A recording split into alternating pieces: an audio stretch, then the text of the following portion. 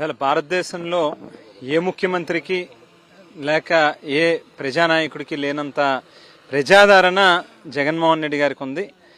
అందుగురించి ఆయన పుట్టినరోజుని ప్రతి ఒక్కరూ కూడా వారి ఇంట్లో ఒక పండగ మాదిరిగా, మామూలుగా అయితే హిందువులు వారి పండగలే చేసుకుంటారు, క్రిస్టియన్లు వారి పండుగలు, లేకపోతే ముస్లిం, బట్ అన్ని కులాలకి మతాలకి అతీతంగా ఇవాళ జగన్మోహన్ రెడ్డి గారిని రాష్ట్ర వ్యాప్తంగా అన్ని పల్లెల్లోని కూడా అందరూ వారి ఇంట్లో మనిషి కింద భావించి ఒక పండగ మాదిరిగా చేసుకుంటూ ఉన్నారు.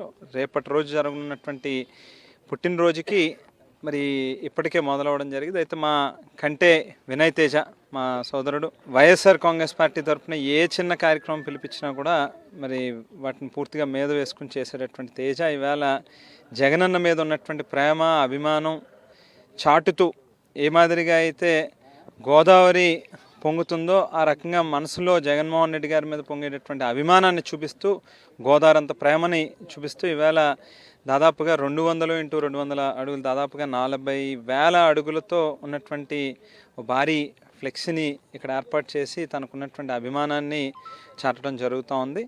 వాళ్ళ తండ్రికి మించినటువంటి తనయుడిగా తండ్రి ప్రజల కోసం 4 అడుగులు వేస్తే నేను 10 అడుగులు ముందుకేస్తానని రాజకీయాల్లోకి వచ్చినటువంటి వ్యక్తి.